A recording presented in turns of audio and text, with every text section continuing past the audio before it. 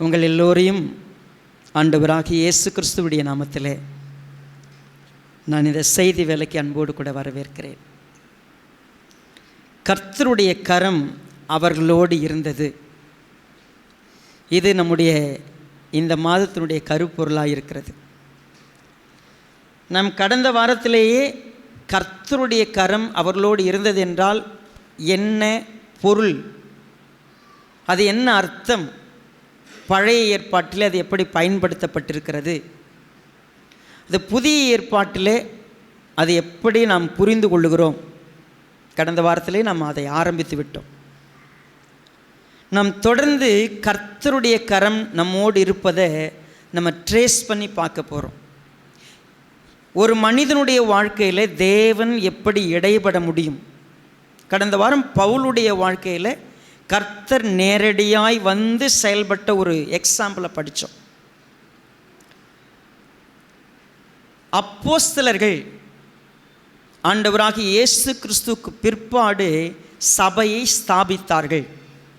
பரிசுத்த ஆவியானவர் அவர்களிடத்தில் வரும்பொழுது அவர்கள் பலனடைந்து எருசலேமில், யூதேயா முழுவதிலும், சமாரியாவிலும், பூமியின் கடைசி பரிந்தும் என்னவாக இருக்க வேண்டும், சாட்சிகளாக இருக்க வேண்டும்.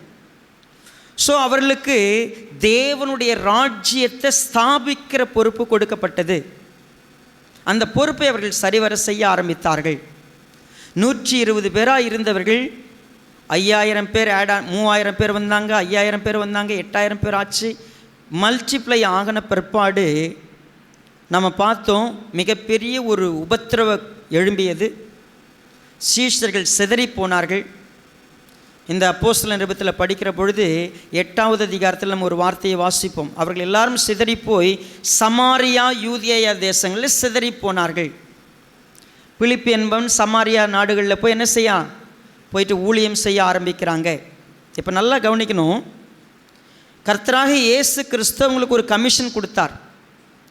நீங்கள் சபைகளை ஸ்தாபிக்கும் பொழுது எருசலேமில், யூதேயா முழுவதிலும், சமாரியாவிலும், பூமியின் கடைசி பரியந்தமும் இதை செய்ய வேண்டும்னு சொன்னார். ஸோ என்ன நடந்தது? எருசலேமில் சபை ரொம்ப ஸ்ட்ராங்காக வளர்ந்தது. யூதேயா தேசம் முழுவதும் பரவியது, சமாரியாவில் பரவியது. ஆனால் அடுத்த கட்டத்துக்கு போகிறதுல ஒரு பிரச்சனை இருந்தது. சீஷர்கள் சிதறின உடனே யூதேய தேசம் முழுக்க சிதறி போனாங்க. உங்களுக்கு சந்தேகம் இருந்துன்னா 8வது அதிகாரம் 1வது வசனத்தை பாருங்க. வாசிங்க.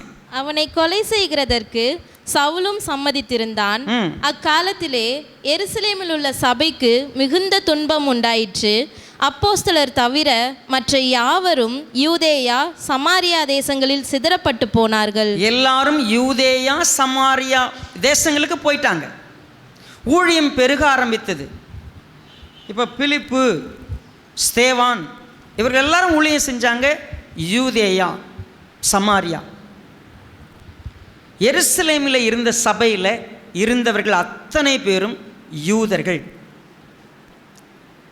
யூதர்களுக்கு சுவிசேஷத்தை அறிவித்தார்கள். யூதர்களுக்கு அறிவித்தவர்கள் சமாரியா தேசத்துக்கும் போனாங்க. சமாரிய தேசத்தில் இருந்தவங்க யாருன்னு கேட்டிங்கன்னா, அவர்களும் யூதர்கள் தான். ஆனால் அவங்க முழு யூதர் இல்லை. அப்படி அவங்களுடைய புரிதல்னா அவங்க முழுசு கிடையாது. இப்போது சமாரியர்கள் கர்த்தருடைய வசனத்தை ஏற்றுக்கிறாங்களா? Okay, they can also come, அவங்க கூட வர முடியும். ஸோ இவங்களுடைய ஊழியம் ஒரு கம்யூனிட்டிக்குள்ளே தெளிவாய் வளர ஆரம்பித்தது. அதை தாண்டி போகிறதுல ஒரு பெரிய தடை இருந்தது. கர்த்தர் சொன்னார், நீங்கள் எருசலேமில், யூதேயாவில், சமாரியாவில் அதை தாண்டி போகணும்னு சொல்லியிருந்தார். அவங்க தாண்டி போக முடியாதபடிக்கு மிகப்பெரிய ஒரு தடை இருந்தது. அது என்ன தடை? யூதனை தாண்டி இன்னொருவரை சந்திப்பதில் அப்போஸ்தலர்களுக்கே பிரச்சனை இருந்துச்சு. ஏன்னா ஒவ்வொரு மனிதனுக்கும் ஒவ்வொரு விஷயங்கள் அவங்களுடைய வாழ்க்கையில் அவங்கள தெரியாமலேயே தடையாக இருக்கும். இப்போது அப்போஸ்தலர்கள் ஆண்டவராக இயேசு கிறிஸ்து கூட இருந்த அத்தனை பேரும் யூதர்கள் தான். அவங்க இயேசு கிறிஸ்துவை ஏற்றுக்கிட்டு இயேசு கிறிஸ்துவை பின்பற்றி சபையை ஸ்தாபித்தாங்க. ஈஸியாக 3000 பேர் 5000 பேர் பெருகிட்டே இருந்தாங்க. அங்கே எங்கேயும் பிரச்சனை இல்லை. ஒரு புறஜாதி மனிதனுக்கு இதை சொல்லுவதற்கு அவர்களுக்கு மனது இருந்துதான் கேட்டால் இல்லை. ஏன் அப்படின்னா, நீ எந்த காலத்துலையும் என் கூட சேர முடியாதுங்கிற மனப்பான்மை அப்போஸ்தலர்களுக்கு இருந்தது. இப்போது கர்த்தர் நீங்கள் போங்கன்னு சொன்னார், அந்த வார்த்தைக்கு அவங்க செவி கொடுக்கல. இப்போ அவர் கையை பிடிச்சிட்டு இழுத்துட்டு போகிற ஒன்று தான் நம்ம இன்றைக்கி பார்க்க போகிறோம். கர்த்தருடைய கரம் அவர்களோடே இருந்தது அப்படின்னு சொன்னால் என்ன? கர்த்தருடைய கரம். இன்றைக்கி படிக்க போகிற இந்த சப்ஜெக்டினுடைய விஷயம் என்ன? கர்த்தர் சொல்லும்போது நம்ம செய்யலை அப்படின்னா, கர்த்தர் ஒரு சில நேரத்தில் கையை வச்சு என்ன பண்ண வேண்டியது இருக்கும்? நம்மளை தள்ளணும். ஒரு சில நேரங்களில் கர்த்தர் சொல்லுவார், நம்ம செவி கொடுக்க மாட்டோம், அதுக்கு கீழ்ப்படிய மாட்டோம். அடுத்து என்ன செய்யணும்? கர்த்தர் கைப்பிடிச்சு இழுக்கிற ஒரு விஷயத்தை நம்ம இன்றைக்கி அப்போஸ்தலர் 10வது அதிகாரத்துலேருந்து படிக்க போகிறோம். 10வது அதிகாரத்துக்கு வாங்க. இங்கே முதல்ல பார்த்தீங்கன்னா ஒரு மனிதனை இந்த வேதாகம் நமக்கு இன்ட்ரடியூஸ் பண்ணுது. இத்தாலியா பட்டாளம் எனப்பட்ட பட்டாளத்திலே 100க்கு அதிபதியாகிய கொர்நேலி என்னும் பேர் கொண்ட ஒரு மனுஷன் செசரியா பட்டணத்தில் இருந்தான். அவன் தேவ பக்தியுள்ளவனும் தன் வீட்டார் அனைவரோடும் தேவனுக்கு பயந்தவனுமாயிருந்து ஜனங்களுக்கு மிகுந்த தர்மங்களை செய்து எப்பொழுதும் தேவனை நோக்கி ஜெபம் பண்ணி கொண்டிருந்தான். இங்கே ஒரு ஜென்டைல், ஒரு புறஜாதி மனிதன், அவன் யூதன் கிடையாது, எபிரேயன் இல்லை, ஆனால் கர்த்தராகிய தேவனை அறிந்தவனாயிருக்கிறான். யெகோவா தேவனை அவன் அறிந்தவனாயிருக்கிறான். தேவனை நோக்கி ஜெபிக்கிறவனாயிருந்தான். அவன் பயபக்தியுள்ளவனாயிருந்தான். கர்த்தரிடத்தில் நம்பிக்கையுள்ளவனாயிருந்தான். புறஜாதியிலிருந்து. இது ஒரு பெரிய ஸ்ட்ரேஞ்சான ஒரு விஷயம்.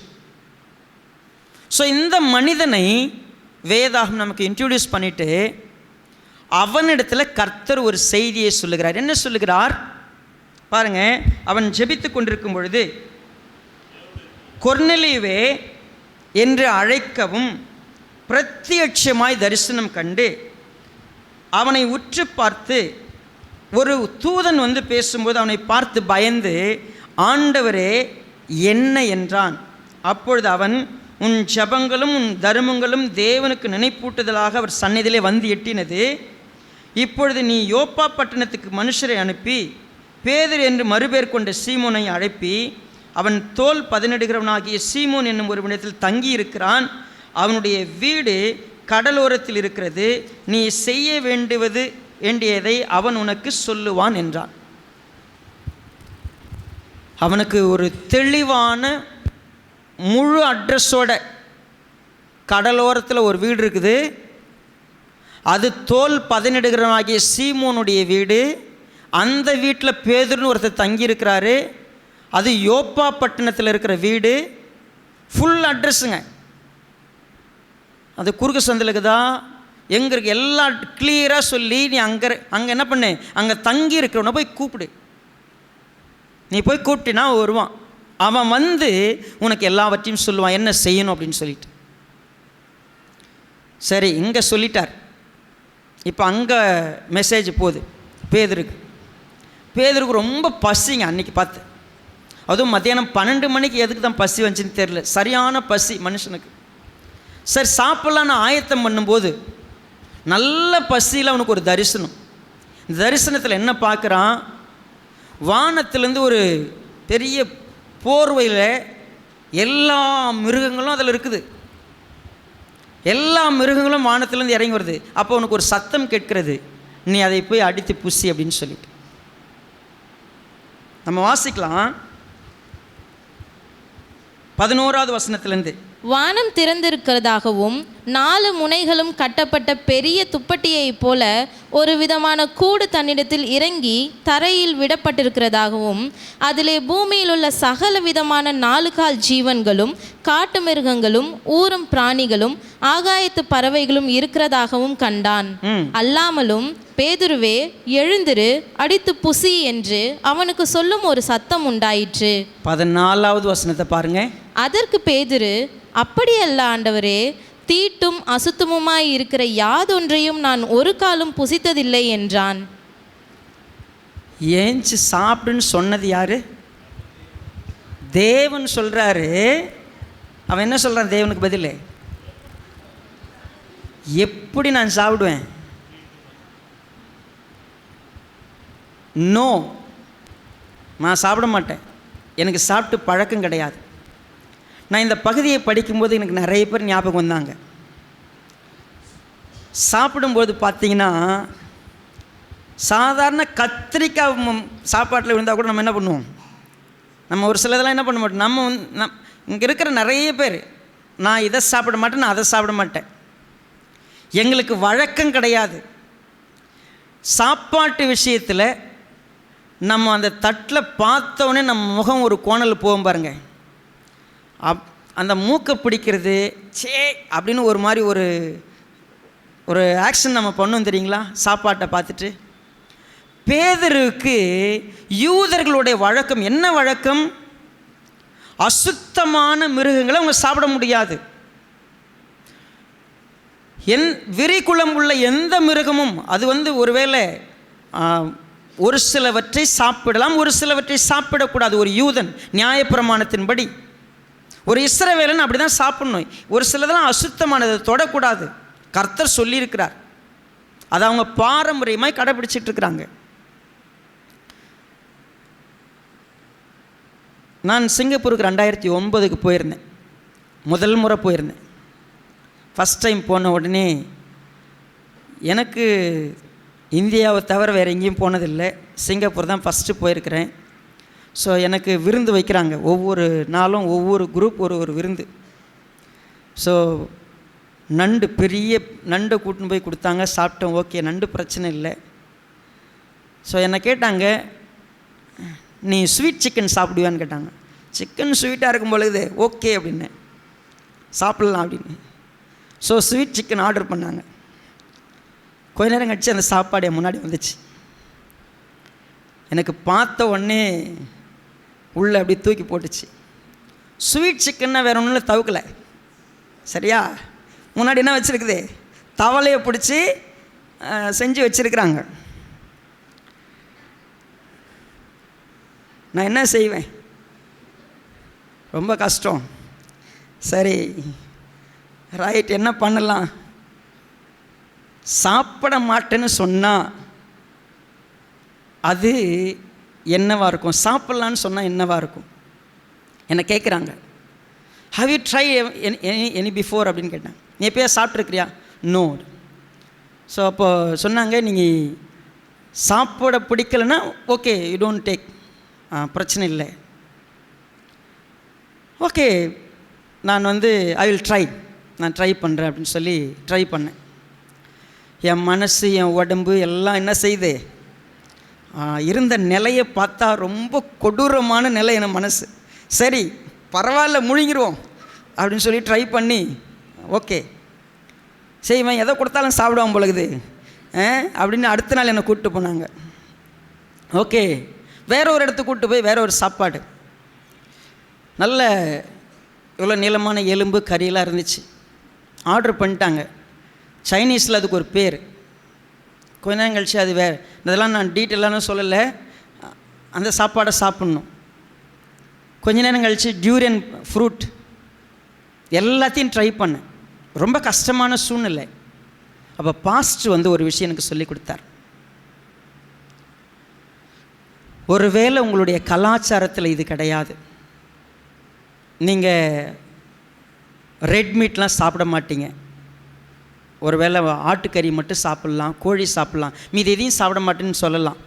பட் இந்த உலகத்தில் நாம் சாப்பிடுகிற அந்த ஒரு விஷயத்திலேயே நம்முடைய கேரக்டர், நம்முடைய சுபாவம், நம்ம எதை ஏற்றுக்குவோம், எதை ஏற்றுக்க மாட்டோம், நம்ம என்ன செய்வோம், எல்லாமே அதில் அடங்கும். பாஸ்டர், நான் டீ குடிக்க மாட்டேன், நான் காஃபி குடிக்க மாட்டேன். ஓகே, நிறைய விஷயங்கள் நீ அப்படி சொல்லலாம். நீ ஒரு வீட்டுக்கு போவே, அந்த வீட்டில் அவங்களால வெறும் டீ மட்டும்தான் உனக்கு தர முடியும். நீ குடிக்கலன்னு சொன்னால் அவங்களோட உங்களால் என்ன பண்ண முடியாது, பங்கெடுக்க முடியாது. இதை கற்றுக்கோ அப்படின்னு சொல்லி எனக்கு சொல்லி கொடுத்தார். ஓகே, நம்ம சிங்கப்பூர்லேருந்து வந்துடுவோம், இங்கே வருவோம், நம்ம பேதுரு வீட்டுக்கு வருவோம். பேதுருக்கிட்ட இந்த விஷயம் சொல்லப்பட்ட உடனே, தயவு செய்து அதை சொல்லாதீங்க ஆண்டவரே, நான் சாப்பிட மாட்டேன். என்ன பிரச்சனை? இனப்பிரச்சனை, அது கலாச்சார பிரச்சனை. நான் இவர்களோடு இந்த விஷயம் யார் சாப்பிட்றது, அதெல்லாம் வேற ஒரு மனுஷங்க சாப்பிட்றாங்க, நான் சாப்பிட மாட்டேன். எனக்கு அது பழக்கம் கிடையாது, நான் அதை விரும்ப மாட்டேன், என்னால் அதை போய் பங்கெடுக்க முடியாது. எத்தனை முறை ஆண்டவர் பேசினார் தெரியுங்களா? 3 முறை பேசினார். ஒரு முறையில் 2 முறையில் 3 முறை பேசினார். எச்சரிக்கிறார் அவனை, கண்டிக்கிறார் அவனை, நீ சாப்பிடணும்.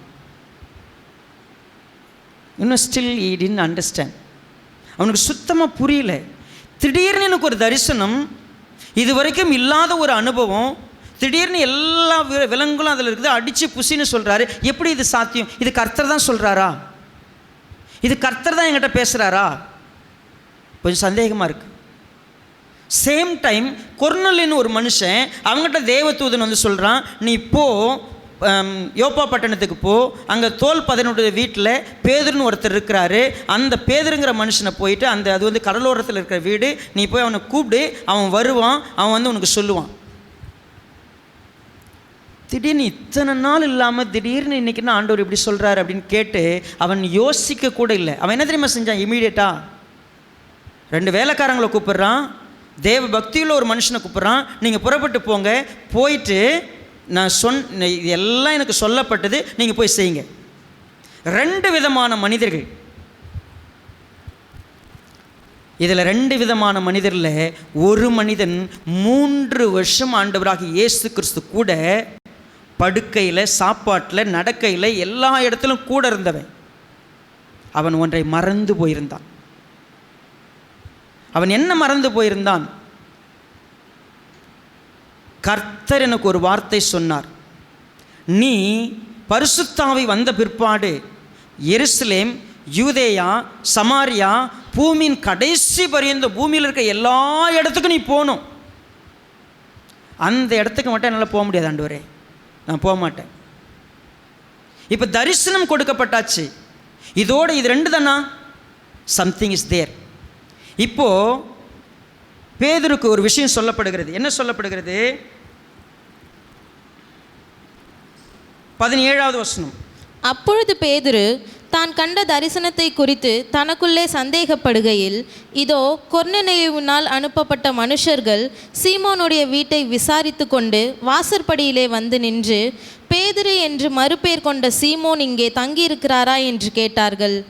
பேதுரு அந்த தரிசனத்தை குறித்து சிந்தனை பண்ணி கொண்டிருக்கையில் ஆவியானவர், இதோ 3 மனுஷர் உன்னை தேடுகிறார்கள். கர்த்தர் இப்போ பேதுருகிட்ட சொல்றாரு, 3 மனிதர்கள் உன்னை தேடுகிறார்கள். நீ எழுந்து இறங்கி ஒன்றுக்கும் சந்தேகப்படாமல் அவர்களுடனே கூட போ, நானே அவர்களை அனுப்பினேன் என்று அவனுக்கு சொன்னார். இப்போ கர்த்தர் எத்தனையாவது முறை பேசுகிறார் அவங்ககிட்ட? 4வது முறை பேசுகிறார். நீ உன்னை தேடுறாங்க, நீ எழுந்திரு, இறங்கு, போ, நான் தான் உன்னை சந்திக்க சொல்லி அனுப்பியிருக்கிறேன். எவ்வளவு டீட்டெயில் பாருங்கள். எழுந்திரு, ஃபஸ்ட்டு மேல் வீட்டர்கள் இருக்கிற இறங்கு, கீழே நீ போ, அவங்க கூட நான் தான் அனுப்புனேன். நீங்கள் பாருங்கள், நீங்கள் பவுலோட கன்வர்ஷனில் போய் பார்த்தீங்கன்னா ரொம்ப சிம்பிளாக இருக்கும். பவுலுக்கிட்ட சொன்னார், சீமோன்னு ஒருத்தர் என்ன பண்ணுவார், உங்கள்கிட்ட வருவார்.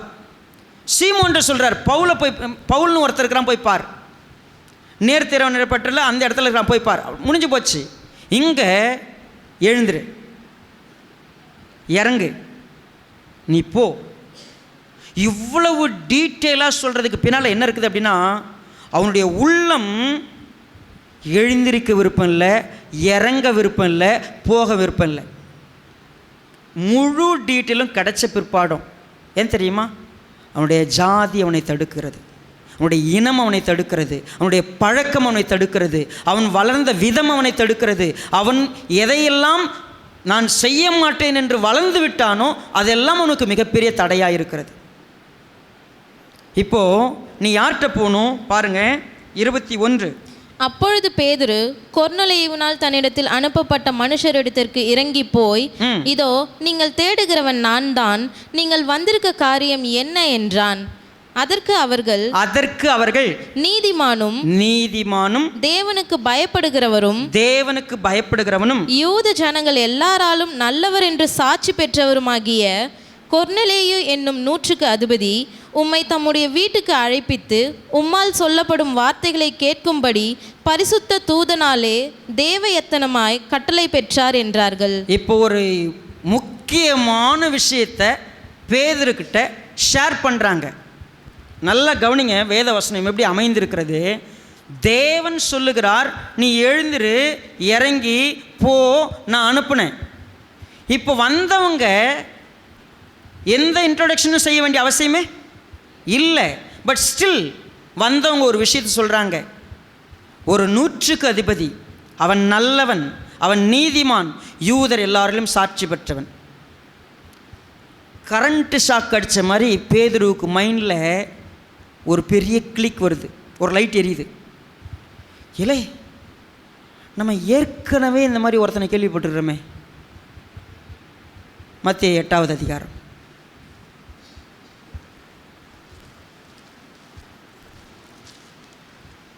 மத்தேயு 8 பாருங்க.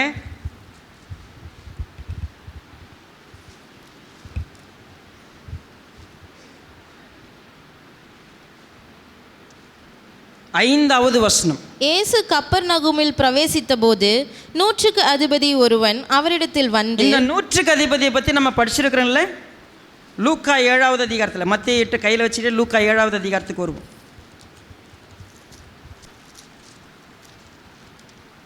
லூக்கா 7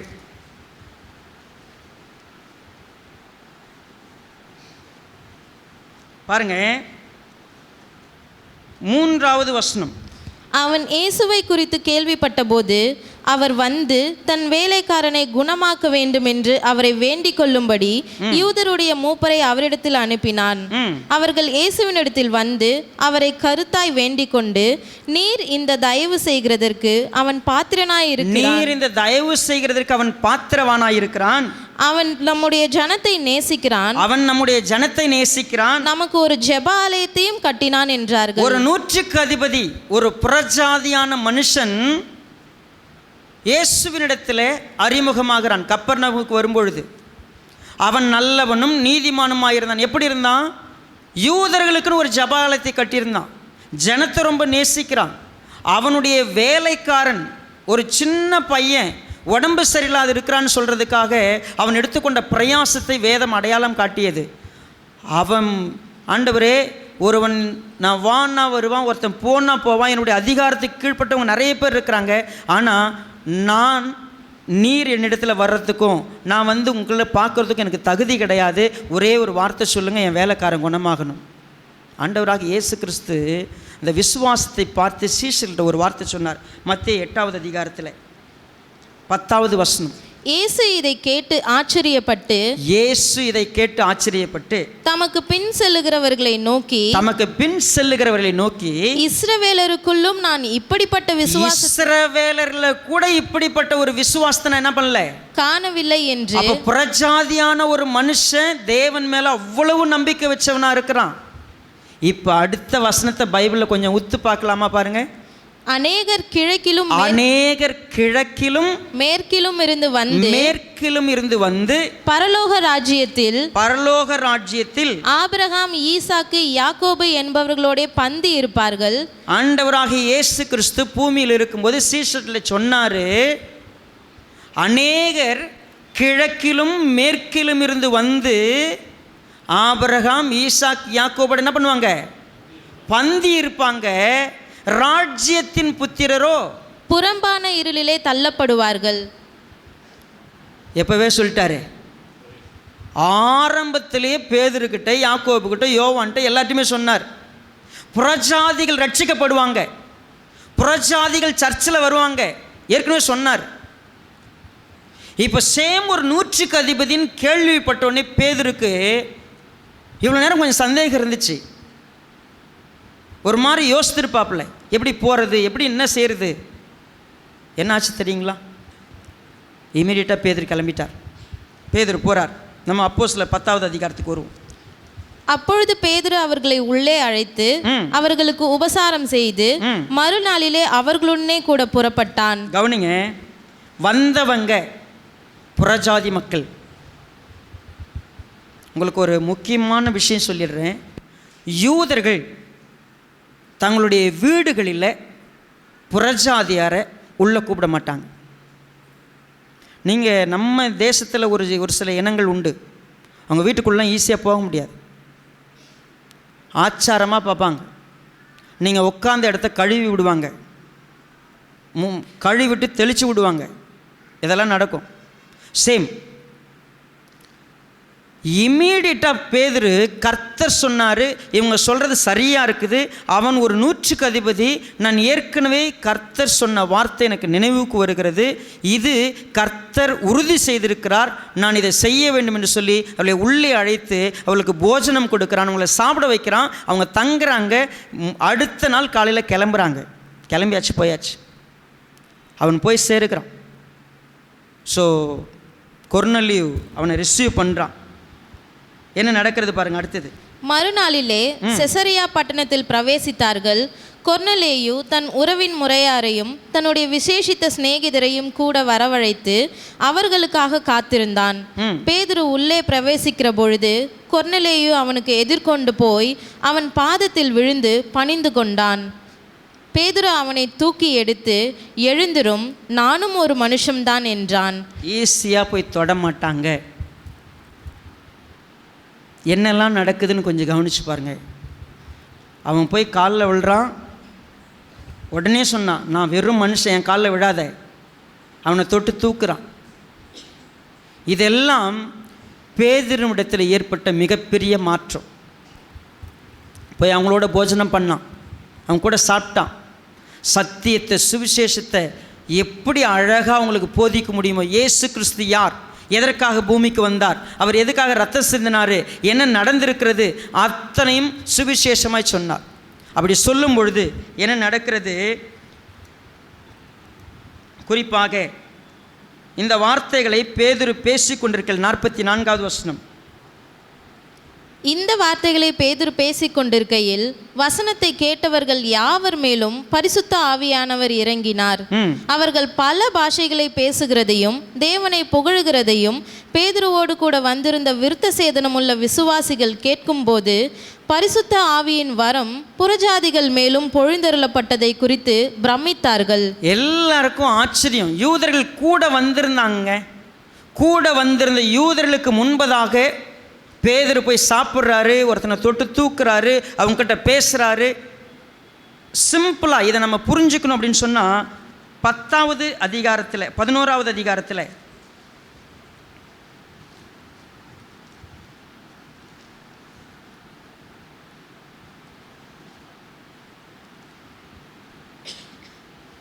பேதுரு எக்ஸ்பிளைன் பண்ணுறார். என்ன எக்ஸ்பிளைன் பண்ணுறாரு? குறிப்பாக சொல்லும் பொழுது யூதர்கள் எந்த போக்கும் வரவும் வைத்து கொள்வதில்லைங்கிறதுல பேதுரு தெளிவாக இருக்கிறார். சரி, நம்ம 11வது அதிகாரம் முதல் வசனம்.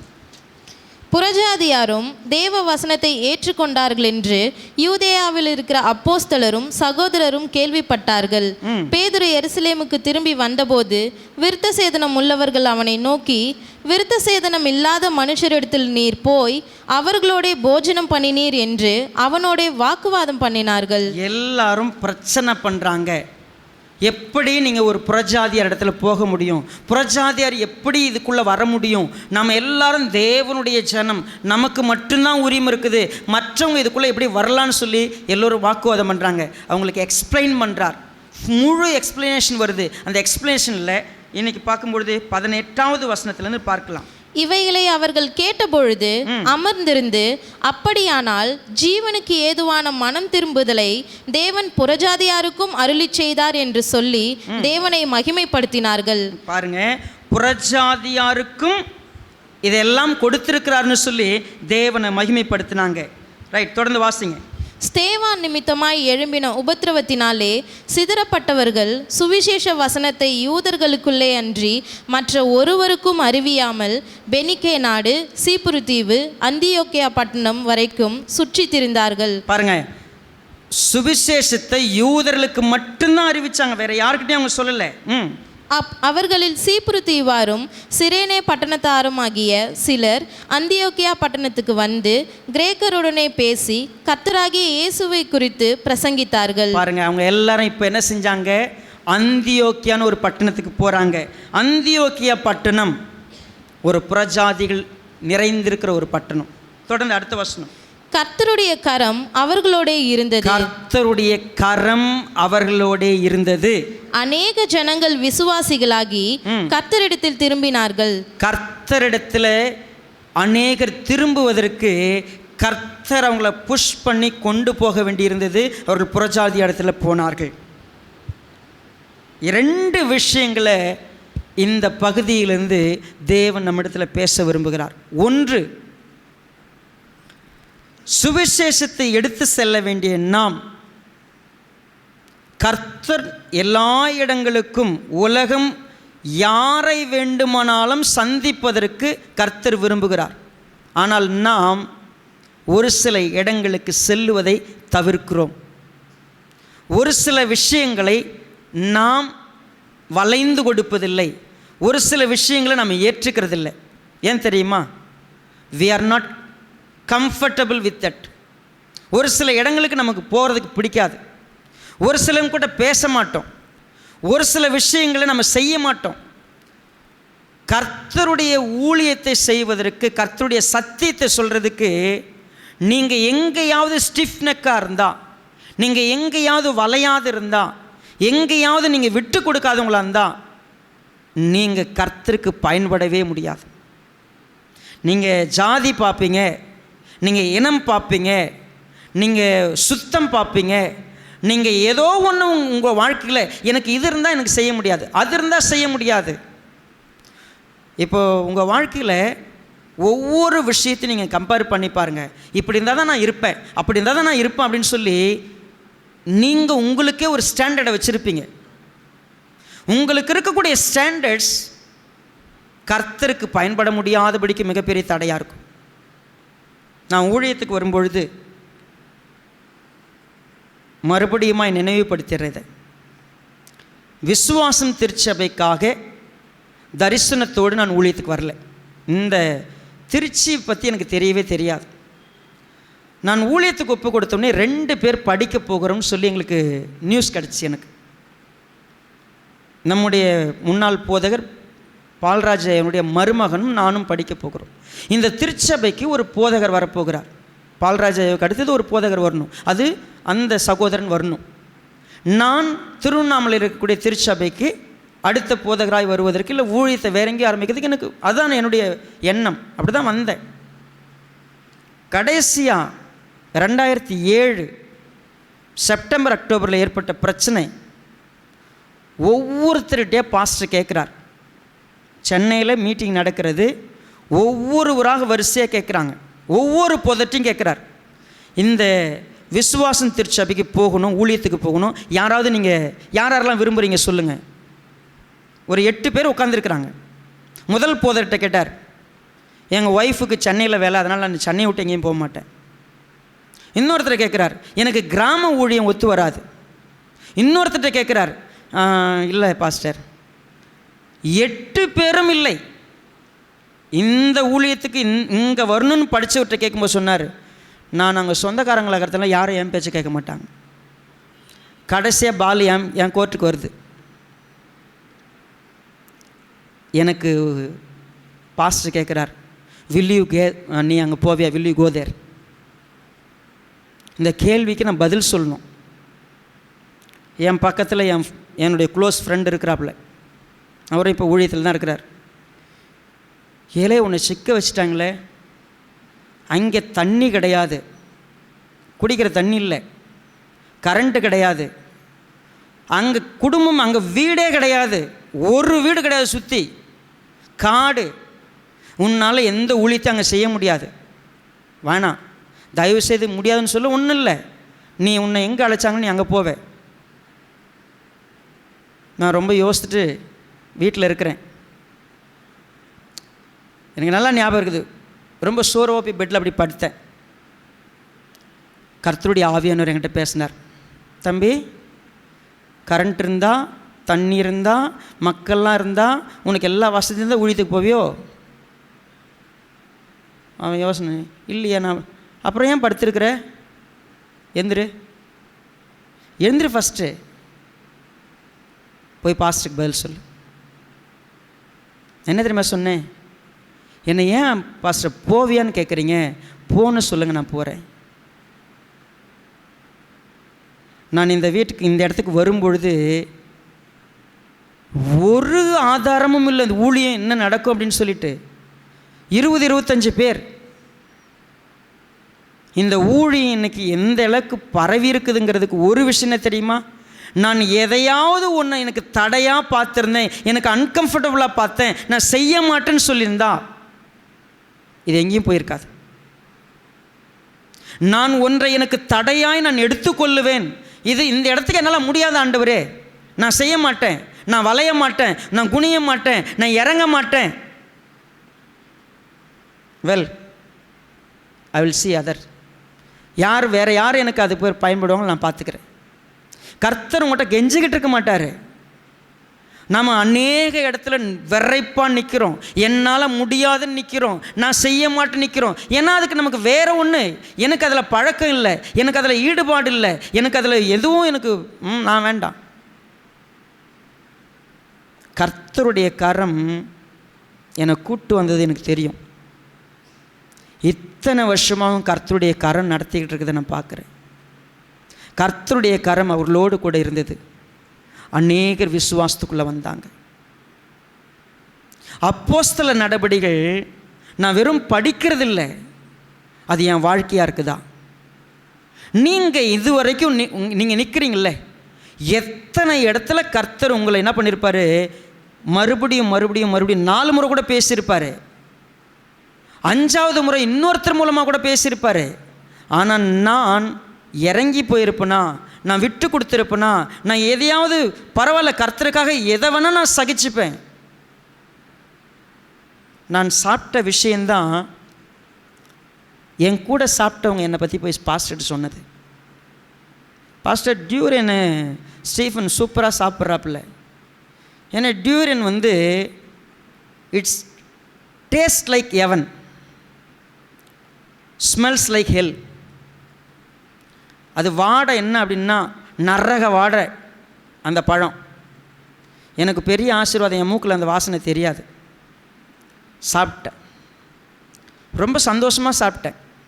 போய் சொல்லியிருக்கிறாங்க, இந்த மனுஷன் எல்லாத்துக்கும் ஒத்து வருவான் போல் இருக்குது, எங்கே விட்டாலும் செய்வான் போல் இருக்குது, எதை விட்டாலும் சாப்பிட்றான், இவன் சரியான நரமாமிசம் போல் இருக்குது, இவன் எல்லா வேலையும் செய்வான். விடு, உங்களுக்கு தெரியுமா, எனக்கு உண்மையாக டேஸ்ட்லாம் பெருசாக தெரியாது. ஒரு நாள் கடற்கரை கூப்பிட்டு போனார் பாஸ்டர். கூப்பிட்டு போய் டக் மீட் ரொம்ப ஃபேமஸ், சிங்கப்பூரில் வாத்து கறி ரொம்ப ஃபேமஸ். வாழ்க்கையில் நான் சாப்பிட்டதில்லை. ஒரு நாள் கூப்பிட்டு போய் ஒரு சிங்கப்பூர்லேயும் ரொம்ப ஃபேமஸான ஷாப்பில் உட்கார வச்சு வாங்கி கொடுத்துருக்கிறார். நான், மீச் பாஸ்டர், மார்க் பாஸ்டர் 4 பேர் உட்காந்து சாப்பிட்ருக்குறோம். சாப்பிடும்போது என்னை கேட்டார், எப்படி இருக்குது இந்த கறி, உனக்கு எப்படி இருக்குது அப்படின்னு கேட்டார். இது என்ன கோழி கறி மாதிரி இருக்குது அப்படின்னு.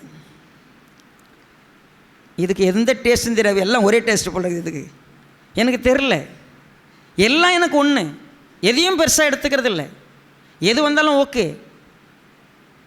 வாழ்க்கை அப்படி தாங்க இருக்கணும். நான் இங்கே இணைய மாட்டேன், இங்கே இறங்கி போக மாட்டேன், இங்கே செய்ய மாட்டேன், அப்படி எந்த தடையும் இல்லை. அப்படிப்பட்டவனை தான் கர்த்தர் எதிர்பார்த்தார். நீங்கள் இத்தனை வருஷம் சர்ச்சுக்கு வந்திருக்கிறீங்க, எங்கெல்லாம் நீங்கள் நின்றுட்டீங்க தெரியுமா, எங்கெல்லாம் நீங்கள் இறங்கி வரல தெரியுமா, எங்கெல்லாம் கர்த்தர் உங்களை போன்னு சொல்கிறதுல போகாதன்னு நீங்கள் தெரியுமா. உங்கள் சுயம் உங்களை தடுத்துச்சு, உங்கள் கௌரவம் உங்களை தடுத்துச்சு, உங்களுடைய ஏதோ ஒரு விஷயம் கர்த்தருக்காக பயன்படுற இடத்துல நீங்கள் பயன்படாமல் நின்னீங்க. ஒரு புறஜாதியான் ரட்சிக்கப்பட நீங்களே தடையாக இருந்தீங்க. இன்னொரு பக்கம் கொர்நேலியுங்கிற ஒரு மனுஷங்கிட்ட ஒரு பாடத்தை கொடுக்குறார். கொர்நேலியுங்கிற மனுஷன் கர்த்தர் நேரடியாக அவனை சந்திக்காதிருந்து கூட அவனுக்கு கிடைச்ச மாத்திரத்தில் உடனடியாக தன்னிடத்தில் வரக்கூடிய ஊழியக்காரனை ரிசீவ் பண்ண விதம் இருக்குது தெரியுங்களா? தன்னிடத்தில் கர்த்தரை அனுப்புனவனை மதித்த விதம் இருக்குது தெரியுங்களா? அது ரொம்ப அழகானது. எப்போ ரட்சிப்பு நடக்க தெரியுமா? இந்த வேத பகுதியினுடைய அடிப்படை என்ன தெரியுமா? கர்த்தர் 2 பேரையும் கை வச்சு தள்ளி விடுவார். ஊழியக்காரனை எந்த பக்கம் தள்ளுவார், கேட்குறவனை எந்த பக்கம் தள்ளுவார். கேட்குறவன் ரெஸ்பெக்டோட தாஞ்சையோட தேவையோடு கேட்டால் தான் அது கிரியை நடக்கும். 2 பக்கமும் கர்த்தர் புஷ் பண்ணுவார். கர்த்தருடைய கரம் பலமாக இறங்கி செயல்படும். எத்தனை நாள் உங்களை உட்கார வச்சு இந்த வார்த்தையை கேளு கேளு கேளு கேளுன்னு சொல்லுவார். நாம் என்ன பண்ண மாட்டோம் தெரியுமா? தேடவும் மாட்டோம், அதுக்கு பிரயாசப்பட மாட்டோம், அதுக்கு கீழ்ப்படிய மாட்டோம், அதுக்கு பயப்பட மாட்டோம், அதுக்குரிய மரியாதையை கொடுக்க மாட்டோம். அதனுடைய விளைவு என்ன தெரியுமா? ரட்சிப்புங்கிறது நடக்கவே நடக்காது. 2 பக்கமும் கர்த்தர் கிரியை செய்ய விரும்புகிறார். இறங்கி வராத ஊழியக்காரனை இறக்குறார். தேட முடியாத ஒரு இடத்துல இருந்து ஒன்று தேட சொல்கிறார். 2 பேரும் சேரும் பொழுது அது ஊழியத்தை பல இடங்களில் கொண்டு போய் சேர்த்துச்சு. கர்த்தர் உங்களை கூப்பிட்டு வந்து உங்களை புஷ் பண்ணி இந்த இடத்துல கொண்டாந்து உட்கார வச்சுருக்கிறார். நீங்கள் உங்ககிட்ட பேசுறதுக்கு நான் இப்போ பேசிகிட்டு இருக்கிறது நான் தான். இந்த பேதுருங்கிற நபர் மூலமாக பேசுகிறது நான் தான். கேட்பே நீ அப்படின்னு கொர்நேலியிட்ட சொன்னார். இந்த கேட்க வந்திருக்கிற நபர் நான் தான் வர சொன்னேன், நீ சரியாக பேசுவியான்னு சொல்லி அவங்ககிட்ட பேசினார். 2 பேருடைய கனெக்ஷனும் சரியாக இருந்ததுனால தான் முதல் புறஜாதி மனுஷன் ரட்சிக்கப்பட்டது யார் தெரியுமா? கொர்நேலியு. ஃபஸ்ட்டு நபர், புறஜாதிகளிலேயே சபையில் இணைக்கப்பட்ட முதல் நபர் யார்? கொர்நேலியு. கொர்நேலியு தான் நம்ம எல்லாருக்கும் முதல் நபர் கொர்நேலியு. நம்ம எல்லாம் இன்றைக்கி சபையில் இருக்கிறோம். ஃபஸ்ட்டு நபர் கொர்நேலியு. அப்போ இன்றைக்கி ஒரு மனுஷன் மூலமாக சுவிசேஷம் உலகங்க அடுத்தது அந்தியோக்கியாவுக்கு போச்சு, எல்லா இடத்துக்கும் போச்சு. ஒருத்தன் ஏற்றுக்கிட்டான், எல்லாருக்கும் போச்சு. நீங்கள் ஏற்றுக்கிட்டது மூலமாக எத்தனை பேருக்கு சுவிசேஷம் போயிருக்கு? எத்தனை பேர் இன்னும் சந்திக்கப்பட வேண்டிங்க இருக்கிறாங்க? நீங்கள் தாங்க தடையாக இருக்கிறீங்க. ஒருவேளை உங்கள் படிப்பு தடையாக இருக்கா, உங்கள் வேலை தடையாக இருக்கா, உங்கள் ஜாதி தடையாக இருக்கா, அத்தனையும் சிலுவிட்ட போடுங்க. ஒரு அம்மா ரொம்ப தூங்குது, அந்த அம்மாவுக்கு தூக்கம் தான் தடை. நானும் 10 வருஷமாக சொல்லிட்டேன். அது எப்படித்தான் அப்படி ஒரு தூக்கமோ தெரியல. நீ கடைசி வரைக்கும் தூங்கி எங்கே போக போகிறேன்னு எனக்கு தெரியல. இது முக்கியமாக கர்த்தர் பேசுகிறாரு, கையை வச்சு தள்ளுனுக்கிறாரு. நான் கையை வச்சு தள்ளுறதே எனக்கு தாளாட்டுற மாதிரி தூங்கினா நான் என்ன பண்ணுவேன்? எப்படி உனக்கு இந்த வார்த்தை கூட உனக்கு தாளாட்டும் அப்படின்னு சொன்னால் நீ கர்த்தரை தெரிஞ்சு ஒரு அர்த்தமும் இல்லை. நீ ஆராதனைக்கு வந்து பிரயோஜனமே இல்லை. கர்த்தர் உங்கள்கிட்ட பேசுகிறாரு, கர்த்தர் உன்னை கை வச்சு தள்ளுறாரு. ஆனால் நீ எந்திரிக்க மாட்டேங்கிற. எந்திரிக்கிறதே இல்லை, இறங்கி வர்றதே இல்லை, போகிறதே இல்லை, எதுவும் நடக்க போகிறதில்லை. ஸோ விசுவாச சபையை விழித்துக்கொள். கர்த்தர் நம்மை கூப்பிட்டது, நம்மளை அழைச்சது, நம்மக்கிட்ட பேசுறது எல்லாம் இன்னொருத்தருக்கு போய் சேரணும். சும்மா உட்காந்துட்டு நம்ம சேரை தேய்ச்சிட்டு போகிறதில்லை, இதோ முடிச்ச கிளம்பி போகிறதில்லை. சபையாக நம்மளை கூப்பிட்டது நம்மை கொண்டு எங்கேயோ யாரையோ சந்திக்க கர்த்தர் விருப்பமாக இருக்கிறார். உங்களுக்கு ஒரு கொர்நேலியு அனுப்பப்படுவார். நீங்கள் நிச்சயமாக யாரையோ சந்திக்கணும். நீங்கள் இதுவரைக்கும் தடையாக வச்சுருக்கிறது தயவுசெய்து இன்றைக்கி ஆண்டவர்கிட்ட ஒப்படைங்க. நீங்கள் எத்தனையோ கொர்நேலியுவை சந்திப்பீங்க. கர்த்தர் உங்கள் மூலமாக நிறைய பேரை சந்திப்பார். நீங்கள் ஏதோ உங்கள் வேலை உங்கள் சுயத்துக்காக நீங்கள் வாழ்ந்துருப்பீங்கன்னா நீங்கள் அங்கேயே படுத்துக்குங்க. ஆனால் இன்றைக்கி எந்திரிக்க வேண்டிய இடத்துக்கு வந்திருக்கிறீங்க. கர்த்தர் எத்தனையோ முறை பேசினார். இந்த செய்தி கேட்டாவது நீ ஊழியத்துக்கு எந்திரிக்கலை, இந்த செய்தி கேட்டாவது நான் இங்கே ஒரு இடத்துல கர்த்தருக்காக ஏதோ ஒன்று செய்யணும்னு எந்திரிக்கலைன்னா கர்த்தருடைய கரம் புஷ் பண்ணி கூட கர்த்தருடைய கரம் அவருக்கு கூட இருந்தது. அந்த வசந்த வாசத்தெல்லாமா மனப்பாட வசனத்தை? கர்த்தருடைய கரம் அவர்களோட இருந்தது, அநேக ஜனங்கள் விசுவாசிகளாகி கர்த்தரிடத்தில் திரும்பினார்கள். அவ்வளோதான். உண்மையாகவே கர்த்தருடைய கரம் நம்ம கூட இருக்குதான்றத நாம் எத்தனை பேரை சந்திக்கிறோங்கிறதுல இருக்குது. ஒப்பு கொடுக்கலாமா? கண்களை முடிச்சோம். பரிசுத்த பிதாவே, எங்களை நேசிக்கிறப்பா, நாங்கள் இன்னும் எங்கள் வாழ்க்கை, எங்கள் வீடு, எங்கள் குடும்பம், எங்கள் பிள்ளைங்க, எங்கள் வேலை, எங்கள் கௌரவம், எங்கள் அந்தஸ்து, எங்கள் சந்தோஷம், இது உள்ளேயே எங்களுடைய கண்ணை வச்சு வாழ்ந்துக்கிட்டு இருக்கிறோம். நாங்கள் ஒரு சட்டிக்குள்ளேயே வாழ்ந்துட்டுருக்குறோம். எங்கள் வாழ்க்கை அவ்வளோதான். எங்களுக்கு என்ன சந்தோஷம் வரும், எங்களுக்கு என்ன பெருமை வரும், எங்கள் வாழ்க்கையில் எவ்வளோ எல்லாரை விட சந்தோஷமாக நாங்கள் உயர்வாக வாழ்வோம், நாங்கள் கம்பீரமாக வாழ்வோம். அதுக்கு ஆண்டவராகி இயேசு கிறிஸ்து பேர் எங்களுக்கு வேணும். இன்றைக்கி எங்கள் கண்ணை திறந்து கொடுங்க, எங்கள் காது திறக்கட்டும். எத்தனையோ கொர்நேலியு உண்மை அறியாமல் இருக்கிறாங்க. அவங்கக்கிட்ட போய் சொல்கிறதுக்கு எங்கள் சுயநலம் தடையாக இருக்கும், எங்கள் சுயநீதி தடையாக இருக்கும், எங்கள் சுய லாபங்கள் தடையாக இருக்குன்னா இன்றைக்கி நாங்கள் அதை விட்டு எழுந்திரிக்கவும், இறங்கி போகவும், புறப்பட்டு போய் சொல்லவும் கர்த்தாவே எங்களுக்கு உதவி செய்யுங்க. தேவன் எங்களை ஆளுகை செய்யுங்கப்பா.